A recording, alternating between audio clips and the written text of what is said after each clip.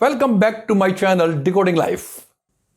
Friends, if you are not subscribed my channel, kindly subscribe it and hit the bell icon so that you can get the notification for my new videos. I promise you that now onwards I will keep on posting new videos. So today we will talk about the perception. What is perception? Before talking about perception, I will like to share one incident.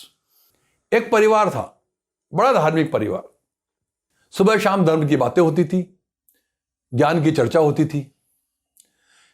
और एक दिन उस परिवार का बच्चा घर में राम नाम सत्य है, राम नाम सत्य है कह के घूमने लग गया। परिवार जने एकदम से शॉक में आ गए कि ये क्या बोल रहा है। क्यों? क्योंकि राम नाम सत्य है का प्रयोग कब करते हैं हम?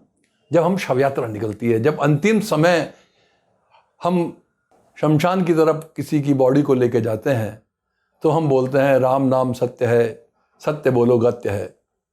यानी कि राम का नाम ही सत्य है और सत्य बोलने से ही गति होती है। ये बिल्कुल सही है, ये शाश्वत सत्य है। लेकिन यह सत्य हम कब बोलते हैं? जब अंतिम यात्रा होती है। और यही सत्य उस बच्चे ने जब घर में बोल दिया तो घर के सभी लोग विचलित हो गए। बच्चे ने क्या गलत बोला था? बच्चे ने कोई गलत नहीं बोला था। बच्चे ने जो सुना, परिवार में जो देखा, बच्चा अबोध होता है। उसके पास सामाजिक स्तर पर विश्लेषण करने की शक्ति नहीं होती है। उसने देखा कि राम का नाम सत्य है, उसको बड़ा अच्छा लगा। परिवार में सब लोग यही बात चर्चा करते थे कि राम नाम की कितनी महिमा है, और वो उसने बोलना शुरू कर दिया। अब आप देखिए कि हमारा परसेप्शन कैसा बना हुआ है।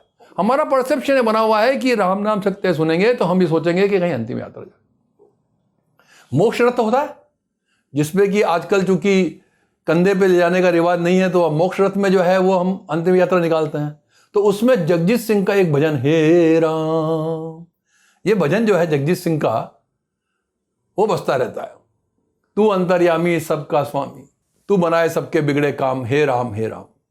और कभी भी कहीं आवाज आती है ना तो हम समझते हैं कि कहीं कोई अंतिम यात्रा जा रही है। मैंने एक कारवा खरीद रखा है, उसमें हम सुबह सारे गामा लगाते हैं। इसमें भजन के अंदर जगजीत सिंह का ये भजन भी है, तो ये भजन भी कभी कभी बज जाता है।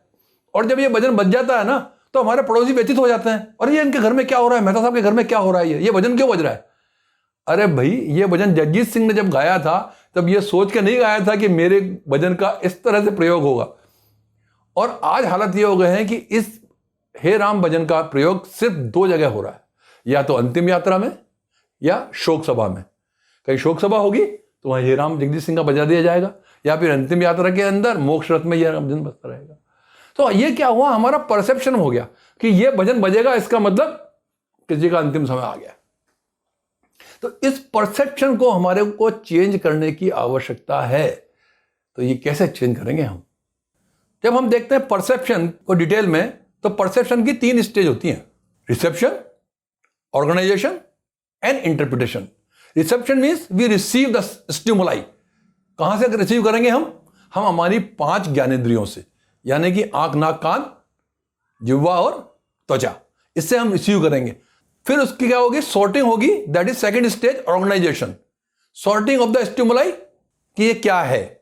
और उसके बाद आएगा तीसरा, इंटरप्रिटेशन, यानी कि उसका मतलब निकाला जाएगा ये क्या है और इनमें क्या करना चाहिए। उससे हमारा आइडिया निकलेगा। अब एग्जाम्पल दूं जैसे मैं आपको, रिसेप्शन, ऑर्गेनाइजेशन एंड इंटरप्रिटेशन। तो रिसेप्शन क्या हो गया? कोई भी एक, जैसे कि आपने गर्म किसी भगोनी के हाथ लगा लिया, किसी भी गर्म वस्तु के हाथ लगा लिया, तो अब क्या, त्वचा ने सेंस किया, स्टिमुलाई किया कि ये हॉट है। आपने ऑर्गेनाइज किया उसको, थॉट को, स्टिमुलाई को, कि इट्स हॉट। तो उसको क्या इंटरप्रिटेशन निकला कि आपको हाथ को दूर लगाना है, तो आप तुरंत हाथ को आपने दूर खींच लिया। ऐसे ही अगर आपने कोई चीज खाई और आपको कड़वी लगी, तो खाई तो जिह्वा को, स्वाद को स्टिमुलाई आया कि ये कड़वा है। आपने ऑर्गेनाइजेशन हुआ कि टेस्ट इज बिटर, तो इट शुड बी स्पिटेड आउट। और इसका इंटरप्रिटेशन ये निकला कि इसको थूक देना चाहिए, आपने उसको थूक दिया। तो ये एक स्टेप बन गई आपकी। लेकिन कभी कभी क्या होता है कि हम ऑर्गेनाइजेशन और इंटरप्रिटेशन की जो सीढ़ी है ना, वो पूरी तय नहीं करते। हम क्या करते हैं, प्रीडिटरमाइंड व्यूज हो जाते हैं हमारे। जैसे कि मैंने अभी आपको 2 एग्जाम्पल दिए। उसमें क्या हुआ जैसे ही आपके पास स्टिमुलाई, कोई सेंस आया, आपके कानों ने कुछ सुना और सुनते ही आपने इंटरप्रेट कर लिया उसको और जंप कर लिया कंक्लूजन पे. So my dear friend, give enough time for receiving the signal, that is reception, and after that organise it. Let it be have some organizational structure, then interpret it. Do not jump to the conclusion immediately. And it will happen when you change your thought process. आपका thought process खाली एक direction में चला जा रहा है. आपके क्या होता है कि आप देखिएगा, जब पढ़ते भी आप, पढ़ते समय भी क्या होता है, कुछ चीजें ऐसी होती हैं कि जैसे कि एक अक्षर पढ़ते ही आपके दिमाग में बैठ जाता है कि आगे ये शब्द होगा, वो शब्द हो या नहीं हो आपको हो जाता है. और जब पढ़ते हैं तो मालूम पड़ता है कि नहीं, ये शब्द तो दूसरा है. आजकल व्हाट्सएप पे एक पोस्ट भी चल रही है जिसके अंदर की पहला और आखिरी लेटर तो सही है, बीच वाले लेटर जो है वो इरेगुलरली अरेंज है, लेकिन फिर भी आप उसको टेक्स्ट को पढ़ लेते हैं. तो वो बताया गया है कि आपका ब्रेन का माइंडसेट कैसा है कि आप उसको एक बार पढ़ने पे जो शब्द आप जानते हैं तो उसको तुरंत पढ़ लेंगे, और अगर उसमें कोई एक ऐसा नया शब्द डाल दिया जाए जिसको कि आपने कभी नहीं पढ़ा है तो आप उसको नहीं कर पाएंगे, क्योंकि आपके ब्रेन की जो मेमोरी है ना, वो वहां काम कर रही है. जो आपके स्टोर्ड है वो चीज, वो आपको बार बार आपने सुनी थी, पढ़ी थी, इस वजह से आपकी वो चीज समझ में आ गई. व्हाट्सएप में जो पोस्ट आ रही ना, ये वही चीज कहना चाह रहे हैं कि आपका माइंडसेट बन जाता है, आपका थॉट प्रोसेस वैसा बन जाता है, आप वही चीज समझते हैं. So my dear friend, do not fall in that trap. Analyse the thing and then only reach to a conclusion. So there is need to change your perception. और देखने के अपना दृष्टिकोण, नजरिया, जिसको परसेप्शन को हिंदी में कहते हैं, वो बदलिए तो आपको आनंद की अनुभूति होगी. You will enjoy the life in a right manner and you will not fall in the trap of the wrong decisions. That's all for today's video. Kindly subscribe my video. Have a good day. Thank you.